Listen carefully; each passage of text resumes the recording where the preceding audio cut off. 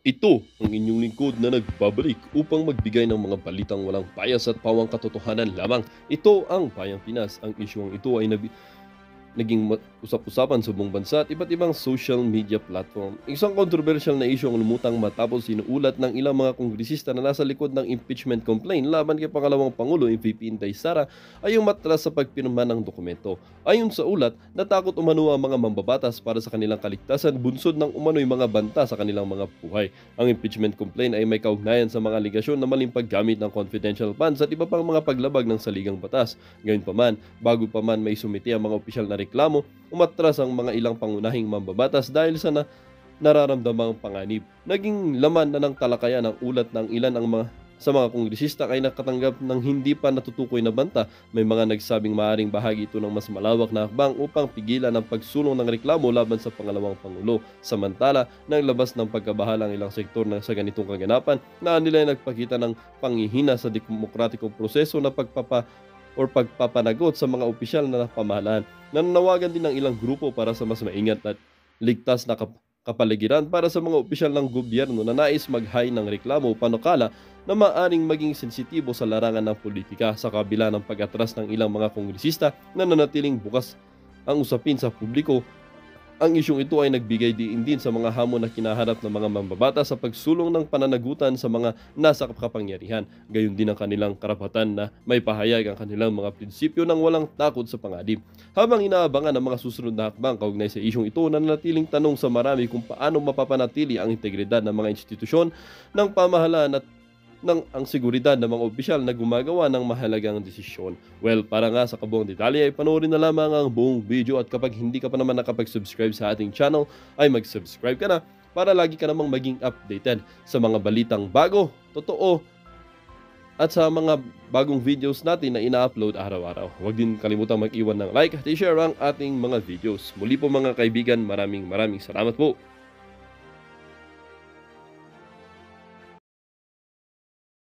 Yan. So nakakadalawa tayo. Itong dalawang Cayetano, sabihin na lang natin isa na lang, isa sa kanila. So dalawa, tatlo, apat si Senator Bato de la Rosa. Palagay ko apat. Ito dito yung malaking malaking mysterious sa akin tong si Joseph Victor J.B. Herz ito. Medyo malaking sa akin, malaki siyang misteryoso siya, misteryoso.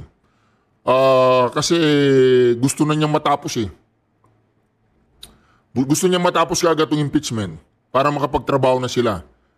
Palagay ko na ano na rin, na naiinis na rin sa nangyayari, ano. So palagay ko masasabi kong not guilty siya, okay? Si Senator Win Gatchalian naman, yung kapatid niya nasa DSW, di ba? Oo. Ano siya eh, cabinet member yung kapatid ni Senator Gatchalian. So palagay ko sa pagkakaalam ko independent to. 50-50 tayo dyan. 50-50. O si Senator Bongo 100% siya siyempre. Ito. Kaya si Ontiveros 0% yan. Lito Lapid palagay ko 0% din yan. Re-election to, re-electionist to eh. Kasi kung boboto siya ng 0%, kung papabor siya sa impeachment, ang mangyayari dyan, hindi siya iboboto ng mga DDS. Ngayon, kung boboto naman siya sa against or yung pabor kay BP Sara, may chance siyang makakuha ng malaking boto sa mga DDS. So palagay ko yan, 50-50 yan si Manuel Lapid. No? Si Senator Loren Legarda,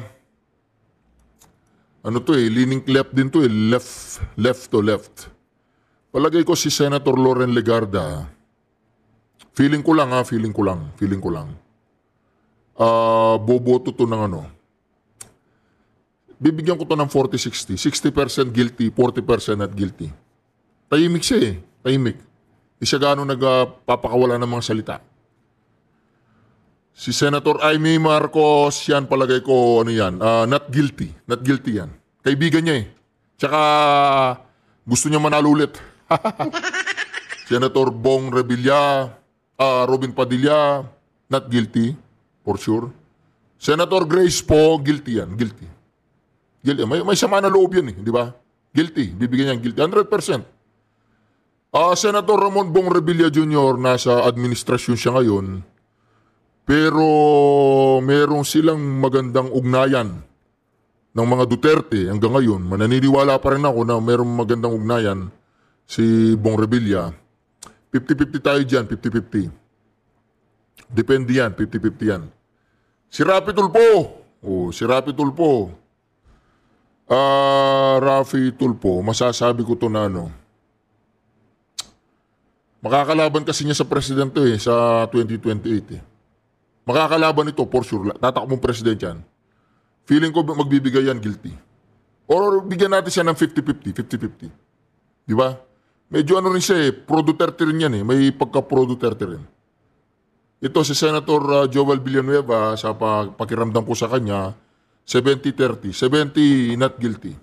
Villar, of course, not guilty yan. Ayan, si Mark Villar, not guilty. Suviri, masasabi kong not guilty. So, bibilangin natin mga ka-reaction kung ilan yung guilty natin tsaka hindi not guilty. Si Senator Suviri kasi, merong merong inanakit. Palagay ko merong inanakit sa administrasyon at palagay ko gagamitin niya yung salita ng presidente na hindi siya pabor sa impeachment.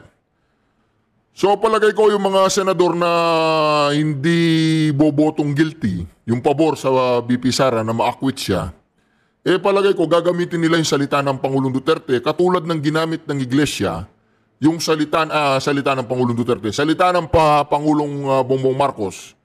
Dahil mga ka-reaction, parang binigyan ni Bongbong Marcos ang mga taong gustong sumalungat kay Tambaluslos ng, alam nyo na, para hindi sila mahiya sa kanya.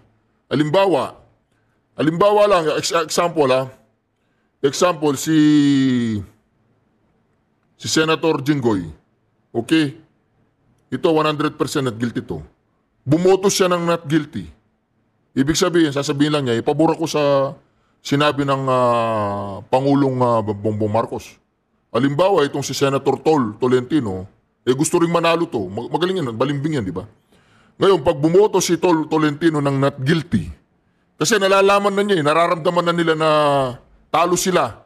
Talo yung not guilty. Yung maraming boto si Madam Inday Sara kumpara dun sa gustong magpa-impeach sa Senado. So kung ako, halimbawa ako si Tolentino, wala, panatalo din naman tayo. Pag bumoto tayong not guilty, talo din naman tayo sa not guilty. So magnanat guilty yan. So ang gagamitin niyang argumento, yung sinabi ng Pangulong Bongbong Marcos. Di ba?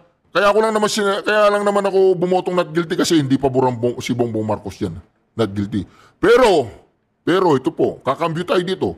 Pero kung nararamdaman, halimbawa nararamdaman ni Tolentino, nararamdaman ni Coco Pimentel, nararamdaman ni Cayetano, na marami-rami yung bobotong guilty, sa palagay ko, itong si Tolentino, boboto yan guilty. Boboto yan guilty. Para safe din siya hindi siya magiging hindi siya maiiya sa administrasyon na ba't bumoto siyang guilty, di ba? Depende yan sa takbo. Kung ano yung tugtugin, palagay ko, mahirapan silang i-impeach si Madam Inday Sara. Kasi bibilangin natin dito, Senator Jinggoy, not guilty. Palagay ko si Binay, not guilty, 2. Itong 2 to, kuha na lang tayong isa, 3, 4, 5, 6, 7,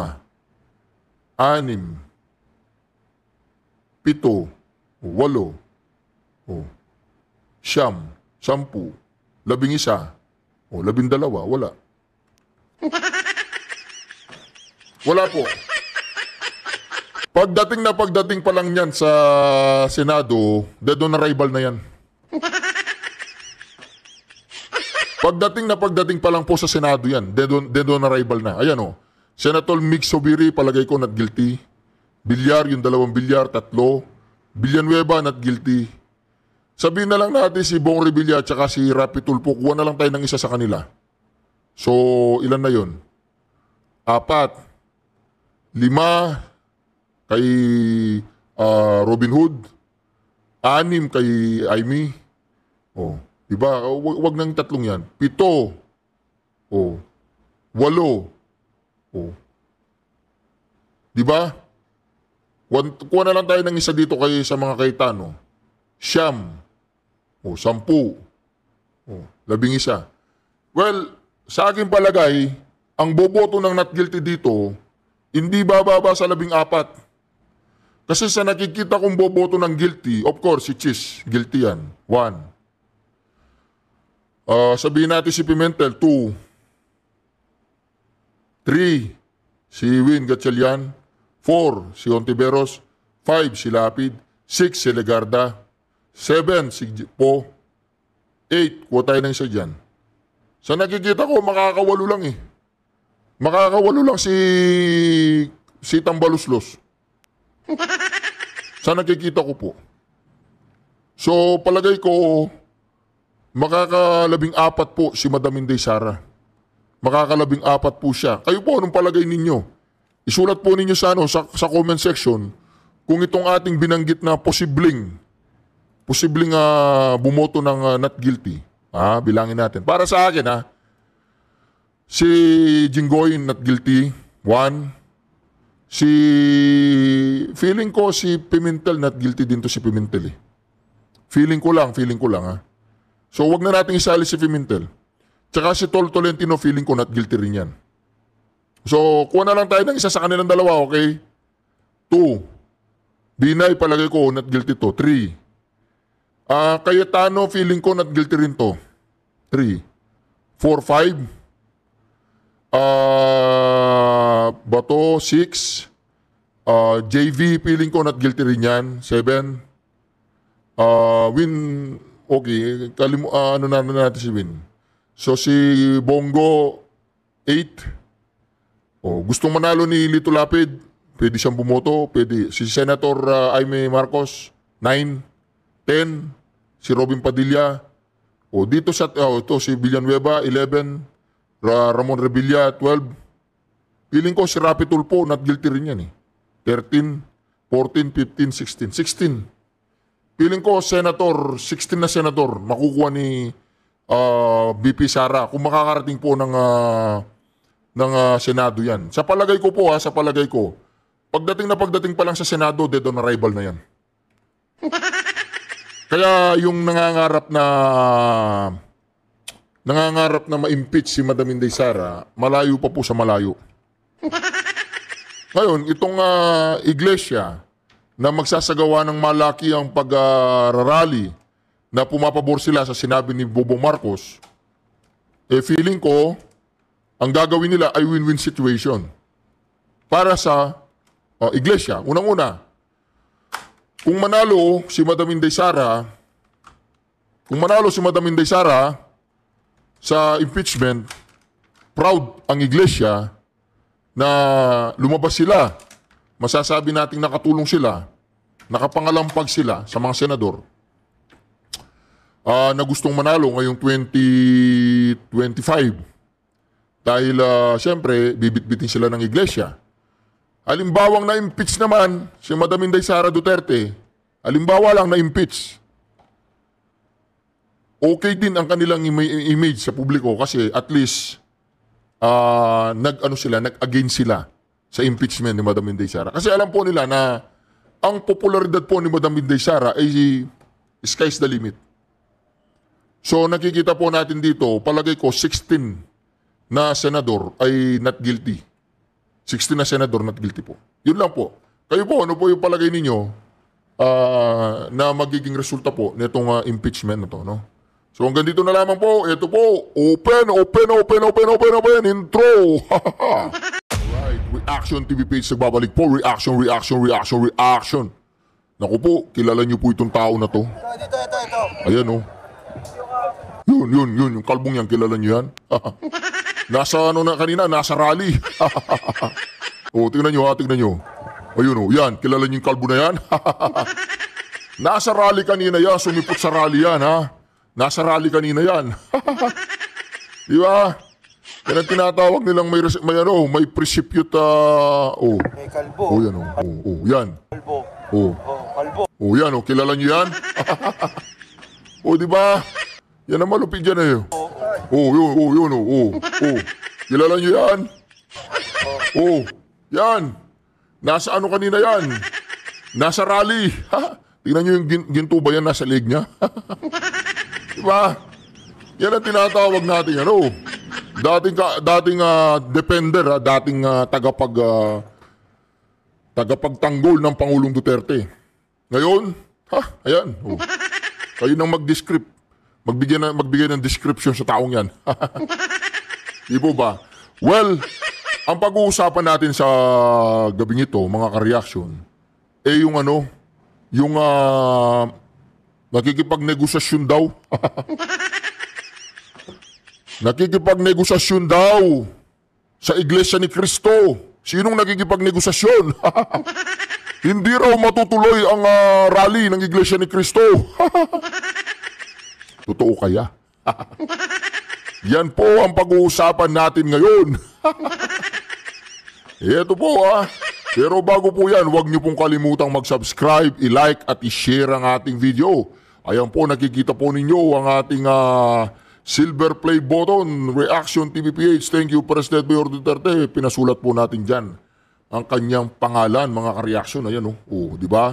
Nung nag-100,000 subscriber tayo. Pero meron po akong target bago po mag-May 2023. Kung magagawa po natin kukunin ko po yung gold play buttons. Sa tulong po ninyo, ay baka may sakatuparan po natin na may bibigay natin sa Pangulong Duterte, yung gold play button. Kasama din tong silver play button na to. Alright? So mag-subscribe na kayo, i-like at i-share ang ating video. Paki-share po At ito na po ang tinatawag nating meron daw nangyayaring negosasyon. Totoo kaya?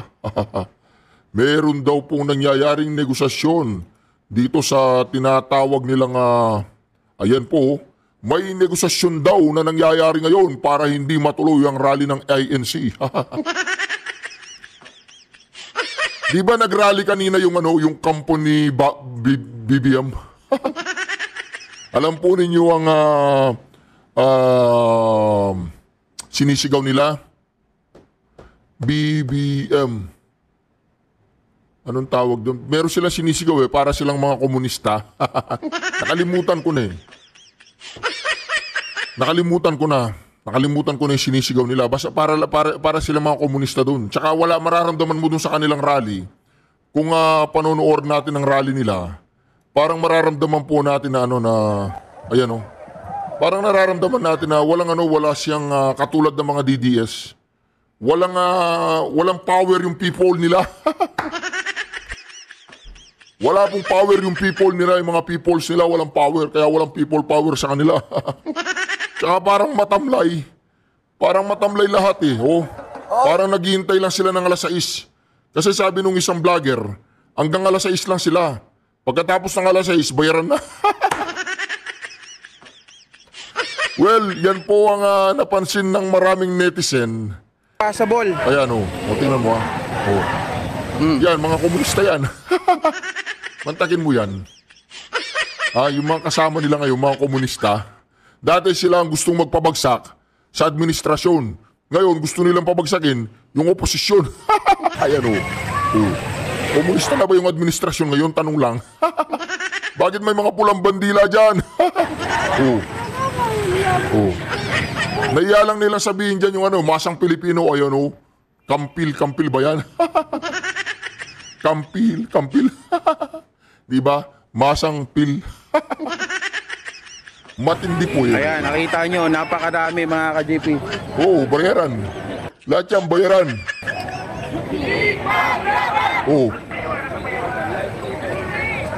Ang sinisigaw nila, ipaglaban. Bongbong Marcos ganon.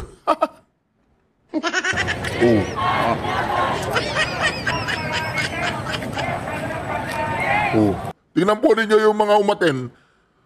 Alatang-alatang bayaran. Hinihintay lang nila yung alas 6. Kasi alas 6 daw, tapos na yung kanilang rally. Sabi ni JDB, itong dati ito, yung may mga hawak na mga pula na yan, ay mga kakilala raw niya. Mga komunista yan, ano ka ba? Yung mayawak na pula na yung mga komunista yan. Ating yung mga kasama nung panahon na bata-bata pa siya. Oo. Mga kaklase daw niya ang iba. Oo. Tsaka nakikita po ninyo, yung vibration, alam na alam mong wala sa mga sarili nila, oh. Oh. Hindi nga nila alam ba nandiyan sila eh. Basta sinakay lang sa sasakyan, hindi nila alam kung bakit nandiyan sila, oh. Ayan. Yan, lahat po ng nakikita nyo dito ay pro-government, mga Oh, di ba itong vlogger na to, may depresya din to sa pag-iisip siguro. ka-GP Fanatics. Mukhang napapagod na si Pak sa akin, kataga-sunod. Oh. Di ba? Oh. Tingnan nyo, halatang-halata po na walang conviction, wala pong power yung kanilang mga people, bayad. Sige, magwelga pa kayo na magwelga, tignan natin. Sabagay, marami namang akap. Tsaka tupad. Pagkatapos daw po nila magwelga dyan, qualified na sila sa akap tsaka tupad. Oh. Ayun oh, nasa 4,600 na ang live viewers. Hindi, 4 million. Wala nga nanonood sa kanila kanina. Yung mga nagla-live nila, walang nanonood. Walang interesado sa mga tao na to. Alright. So ito, pag-usapan po natin ngayon, itong tinatawag nilang may negosasyon daw na nangyayari ngayon para sa hindi matuloy ang rally ng INC. Ngayon, isa lang dapat ang magiging isa lang ang magiging tawag dyan, ayan oh. Oh my, hope it won't materialize. Let us stick to the plan calling for BBM to resign. Oh. Hindi naman yan sa Barrientos. Ang misyon ng INC ay yung wag nang mag-impeach, hindi naman pababayin si Bobong Marcos. Ngayon, kung bababa si Bobong Marcos, pabor sa ating lahat yan. Kasi matitigil na ang nakawan. Ayan oh. Not in terms of monetary, maybe impeachment won't push through na which is the reason why they will hold rally. Oh. Di ba? Kung papalitan na yung House Speaker at ibasura yung impeachment, oh, hindi raw matutuloy. Oh. Ano pa sinasabi ng mga netizen? If nangyari, yung negosasyon na yan, yung kredibilidad nila ang masisira. So, kung umatras po ang INC daw, kung aatras ang INC at matutuloy ang impeachment hearing, yan? Ibig sabihin masisira daw yung kredibilidad. Hindi naman papayagan ng INC yan. Meron din naman mga prinsipyo yan. Oras na matuloy yan, pati ibang grupo makisali na rin hanggang, wag naman, maging stampede na abot ng Malacanang. Sana hindi mababayaran ng ang INC. Hindi naman nababayaran ng mga INC. Diyan sila nabibili ng pera. Dito nakasalalay ang panindigan ng mga INC sa salitang binitawan nila. O yun, pinangahawakan na ng taong bayan yun. Maraming nabilib sa INC. O. Huwag na sana tayong magpapaloko kung anumang negosasyon. Iyon kasi ang kalaban ay gumagawa talaga sila ng all means of kasinungalingan para lang magtagumpay. Big no to any deals. Tuloy ang laban para makamit natin ang tunay na kalayaan at kapayapaan. Ayun, no. Ano pong sabi ni Red Nax Yila? This will be proof then to fact check if the INC really is for BP Sara. Hindi naman po sinabi ng INC na for BP Sara sila. Ang sinabi lang ng INC, pabor sila sa sinabi ni Bobong Marcos na isang budol na hindi raw sa pabor sa impeachment ni BP Sara. Ngayon, yun ang ginamit ng INC na nilagay sa bibig ng INC na ngayon, kunyari, sinusuportaan ng INC si Bobong Marcos na ayaw sa impeachment. Di ba? Ganyan yan. Oh. Bakit need negotiate or make arrangement para di ituloy rally ng INC? Everybody else got a right over a peaceful, safe rally. Unless there is something to fear of or what, anything they will do, what happened to the fellowship? Aabangan kung kaya ba nilang bilhin ng INC. Ayan. Yes, Tunying as press secretary or PBBM spokes. Si Tunying Tagas. Ano ba sa Tagalog yung leak? Tulo? nag-leak Tumulo, di ba? O, si Tunying Tulo. Di ba? Siya si Spokes Tulo. Malabo pa sa sabaw ng pusit. Bago pa nag-anunsyo ang INC, pinag-isipan nila yan. Ipinagpanata. Maaaring may attempt sa side ng kabila, pero hindi na babali ang napagpasyahan na, lalo na kung para sa kaayusan at kapayapaan ng mga miyembro ng INC. Sa bawat pagdalaw ng mga lider sa bawat sambahayan ng pamilya, alam nila ang mga pangunahing dinadaing ng bawat pamilya. Ayan po. Yan po ang mga reaction ng mga netizen. Buwag na Kongreso. Buwag na Kongreso.